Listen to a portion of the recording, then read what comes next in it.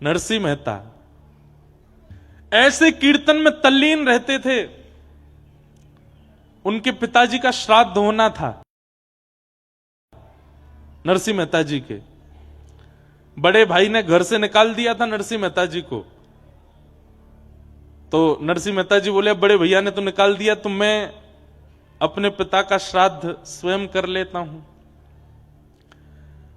नरसिंह मेहता अपने कुल पुरोहित के पास गए तो कुल पुरोहित बोले कि भैया, हमने तो तुम्हारे बड़े भैया को बोल दिया कि हम सब तो उनके घर जाएंगे प्रसाद पाने।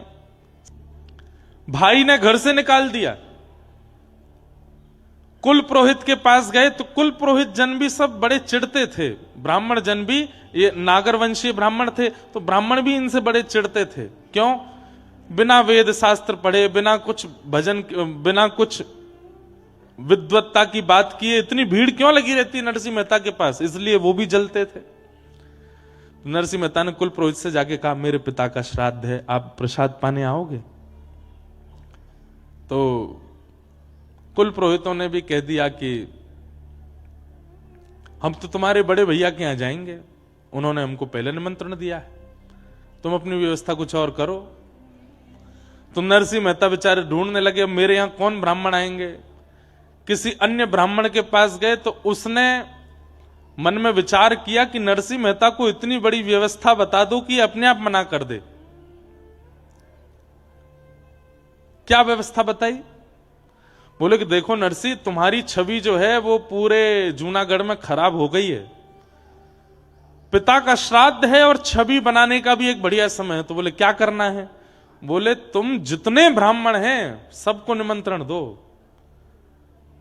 तो नरसिंह मेहता बोले आप जाके सबको बोल दो, मुझे कोई दिक्कत नहीं, मैं सबको प्रसाद पवाऊंगा। नरसिंह मेहता ने सोचा 200-300 ब्राह्मण होंगे, और उस ब्राह्मण ने जाके 4000 परिवारों को निमंत्रण दे दिया। नरसिंह मेहता बेचारे बड़े सामान्य से थे, इतनी ज्यादा व्यवस्था उनके पास थी नहीं। मैं एक बात इसलिए सुना रहा हूं कि उन्होंने जड़ ठाकुर जी को चैतन्य कर दिया नरसिंह मेहता जी ने। कैसे? 4000 ब्राह्मणों को निमंत्रण दे दिया। नरसिंह मेहता ने घर जाकर के पत्नी से कहा 200-300 ब्राह्मण आएंगे, तुम प्रसाद की व्यवस्था करो। हैं 200-300 ब्राह्मण? यहां पर 2 लोगों के प्रसाद की व्यवस्था नहीं, घर में तुम 200-300 ब्राह्मणों को निमंत्रण दिया है। वैकुंठ में बैठे बैठे द्वारिकाधीश रुक्मणी जी से कह रहे हैं, बोले 200 नहीं है, 4000 आने वाले। रुक्मणी जी, मेरा नरसिंह फंस गया। रुक्मणी जी बोली अब क्या होगा? बोले देखो आगे क्या होता है। नरसिंह मेहता जी बोले देवी 200 ब्राह्मणों की प्रसादी बनाओ। बोले कहां से बनेगी, हमारे यहां व्यवस्था नहीं। बोले मैं एक काम करता हूं, एक सेठ जी हैं, वो मेरा कीर्तन कराते हैं, मुझसे बहुत प्रेम मानते हैं, मैं उनके यहां से थोड़ा कर्जा ले आता हूं और उससे हम 200 ब्राह्मणों का भोजन करा देंगे। जाओ। नरसिंह मेहता जी सेठ जी के पास गए, सेठ जी से जाके बोले हमको 200 ब्राह्मणों का प्रसाद कराना है, कुछ कर्जा दे दो आप, हम ब्याज सहित लौटा देंगे आपको। सेठ जी बोले देखिए नरसिंह मेहता जी, हमको ब्याज नहीं चाहिए और आप यदि नहीं भी लौटाओगे तो भी चलेगा, लेकिन बदले में हमको कुछ दे दीजिए। बोले क्या? बैठ के कीर्तन सुना दो। आप कीर्तन इतना अच्छा करते हैं, थोड़ी देर कीर्तन सुना दो, हम दक्षिणा के रूप में इतना धन देंगे कि 200 ब्राह्मणों का भोजन हो जाएगा। नरसिंह मेहता बोले मैं कीर्तन तो सुना दूंगा, पर कीर्तन करते करते करते करते जब मैं भाव में चला जाता हूं तो मैं कितने घंटे हो गए, कितने दिन निकल गए, मैं भूल जाता हूं। और आज शाम को ब्राह्मणों का भोजन होना है, मैं ऐसा नहीं हो कि कहीं मैं तल्लीन हो जाऊं कीर्तन में। सेठ जी बोले चिंता मत करो, आप तल्लीन हो गए, मैं तो आंख खोल के रहूंगा, थोड़ी देर बाद आपको हिला दूंगा कि जाओ ब्राह्मण आ गए, घर पे भोजन कराओ। नरसिंह मेहता बोले देख लेना, ध्यान रखना मेरा। बोले हाँ ठीक है। उठाए करताल, नरसिंह मेहता ने जैसे कीर्तन शुरू किया, सोचिए नरसिंह मेहता तल्लीन होते होंगे तो क्या सुनने वाले नहीं होते होंगे? ऐसे भाव में गए, ऐसे भाव में गए कि वो भी डूब गए, सेठ जी भी डूब गए, सुनने वाले जो 10, 15, 20 लोग थे वो भी डूब गए, बाहर के गांव के लोग आए वो भी डूब गए। कीर्तन चलते चलते चलते चलते 13, 14, 15, 20 घंटे तक कीर्तन चलता रहा। यहां ब्राह्मणों के आने का समय हो गया। पत्नी बाट देख रही है कि वो 200 ब्राह्मणों के भोजन की सामग्री ला रहे होंगे। रुक्मणी जी बोली, अब तो नरसिंह मेहता की और निंदा होगी, अब तो इनको जूनागढ़ से भी निकाल देंगे, ऐसा लगता है आज जो अपराध होने जा रहा है। ठाकुर जी बोले, मैं नहीं देख पा रहा हूं, तुम बैठो, मैं जाता हूं। और महाराज नरसिंह मेहता का रूप धारण करके ठाकुर जी आ गए जूनागढ़ में। और ठाकुर जी तो अक्षय पात्र लेकर के चलते हैं, 200 ब्राह्मण क्या, तुम 2 लाख आ जाओ, सबको भोजन पवा देंगे। पत्नी के पास पहुंचे, नरसिंह मेहता की पत्नी से जाके कहा, जल्दी जाओ प्रसादी बनाओ। और देवी सुनो, वो थोड़ी एक बदलाव आया। बोले क्या, 200 ब्राह्मण नहीं है। बोले तो कितने हैं, 300। बोले नहीं नहीं नहीं नहीं, 4000 है। 4000 इनका कैसे बनेगा? अरे बनाते हैं ना, तुम भी लगो मैं भी लगता हूं। ठाकुर जी अमनिया कर रहे हैं, मिर्च काट रहे हैं, सब्जी काट रहे हैं, टमाटर काट रहे हैं, अमनिया कर रहे हैं। पत्नी छोंक लगा रही है, उसको तो लग रहा है नरसिंह मेहता ही है। और नरसिंह मेहता कहा, वो तो वहां कीर्तन कर रहे हैं बैठ करके सेठ जी के यहां। ठाकुर जी यहां पर सिर पर महाराज बांध करके कढ़ाई में लिए घी और सब प्रसादी बना रहे हैं। नरसिंह मेहता के पिताजी का श्राद्ध है, ठाकुर जी भोजन बना रहे हैं। क्षण भर में तो सब सामग्री बनती चली गई। पत्नी बोली, आज बड़ा आश्चर्य हो रहा है, इतनी जल्दी इतनी सारी सामग्री कैसे बन गई? बोले देवी इस पर बाद में चर्चा करेंगे, ब्राह्मण आ रहे हैं, चौका लगाओ बढ़िया गोबर का और थाली आदि सजाओ, सबको प्रसाद पवाना है। 4000 ब्राह्मण मन में सोचते आ रहे थे, आज नरसिंह मेहता हमको प्रसाद नहीं पवा पाएगा और ये हमको बहाना मिल जाएगा नरसिंह मेहता को नगर से निकालने का। लेकिन वहां जैसे ही पहुंचे, सबके चरण धो धो करके ठाकुर जी ने आसन पर बैठाया। 4000 ब्राह्मण एक ही पंगत में बैठा दिए और सबके सामने ठाकुर जी एक एक फेंटा कमर पे बांधे, एक फेंटा सिर पे बांधे। पसीना आ रहे हैं, ठाकुर जी धोते जामे, हाथ मांजे, सबको साग परोसे, सब्जी परोसे। 4-4 प्रकार की सब्जी, 2-2 प्रकार की पूड़ियां, 3-3 प्रकार के मिष्ठान, एक रायता, बढ़िया सामग्री, ऐसा पवाया महाराज, ऐसा पवाया। ब्राह्मण बोले, ए नरसिंह। बोले हाँ, कोई सेठ वेठ ने करी है क्या व्यवस्था? नहीं नहीं, सब आपकी कृपा है, आप सब ब्राह्मणों की कृपा है, आप लोग पाइए।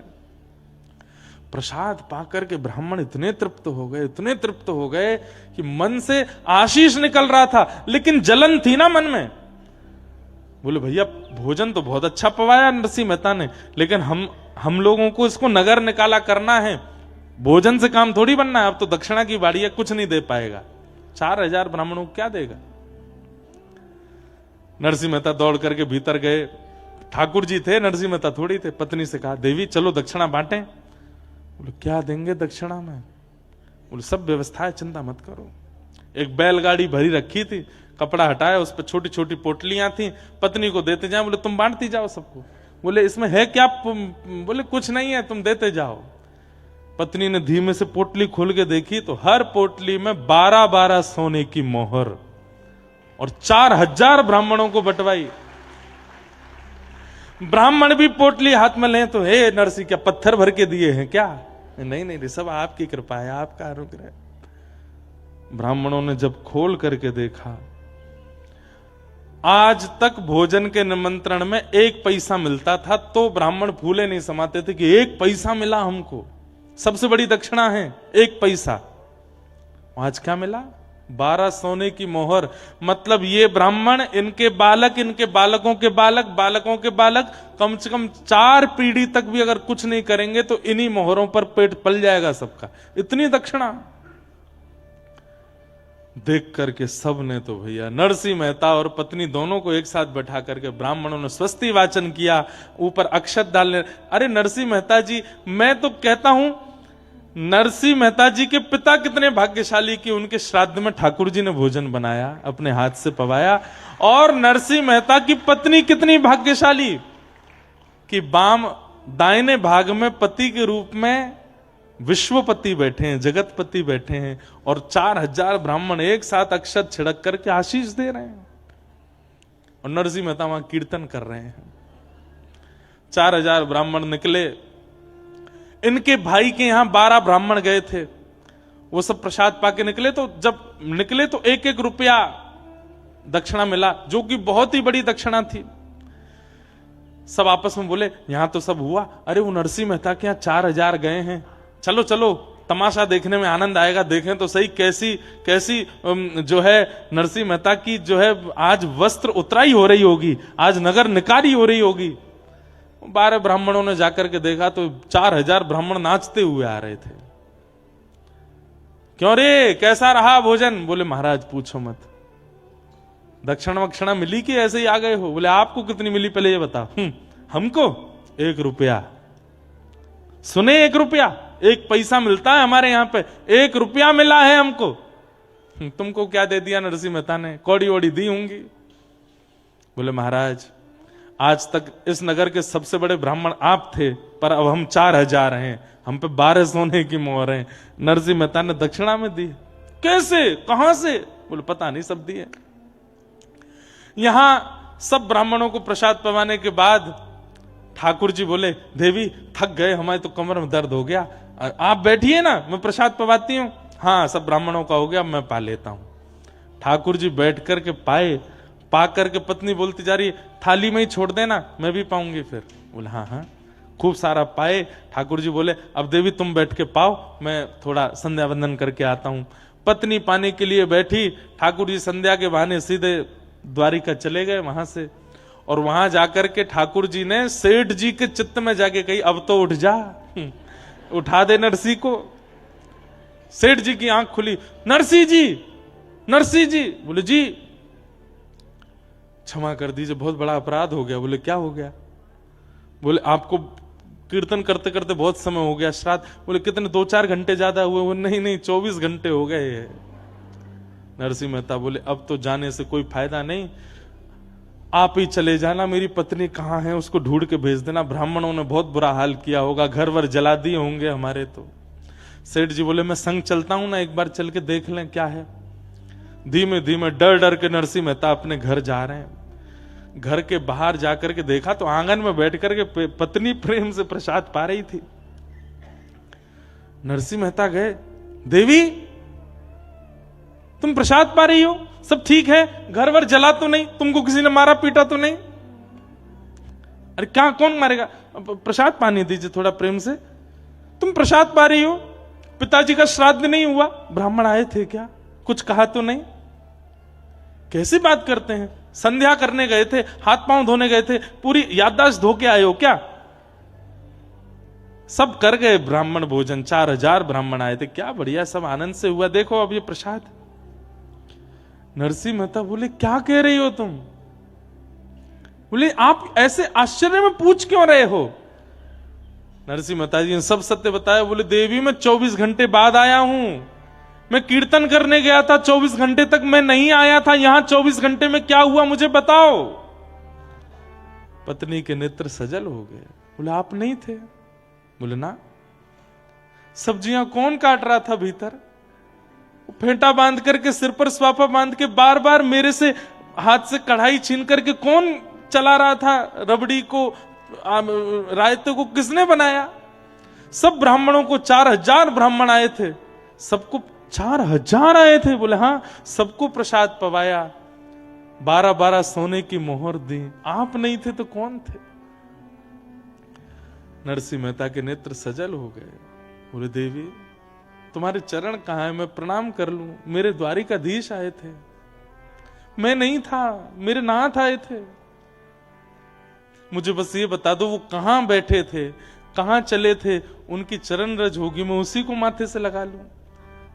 पत्नी बता रही है यहां चले थे। नरसिंह मेहता लेट लेट करके उस स्थान को प्रणाम करते हैं, द्वारिकाधीश को पुकार रहे हैं, नाथ क्यों किया आपने ये सब, क्या आवश्यकता थी? नरसिंह मेहता के सब भाव करके गए। ये बात मैं क्यों कह रहा हूं? हमारे लिए आज भी वो जड़ ही हैं, पर नरसिंह मेहता थे जिनके लिए वो चैतन्य हो गए। मीराबाई थी जिनके लिए वो चैतन्य हो गए, सक्कूबाई थी जिनके लिए वो चैतन्य हो गए। चैतन्य आज भी होने को तैयार बैठे हैं, पर मेरी और आपके भजन में, भाव में, स्वभाव में सामर्थ्य नहीं बची है उनको चैतन्य करने की, इसलिए आज भी जड़वत बैठे।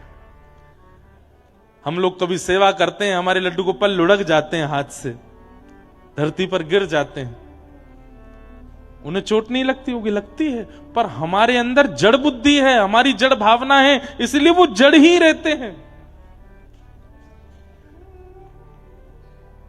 वो चैतन्य हो जाए, वो चैतन्य हो जाए, ऐसी भावना रखो।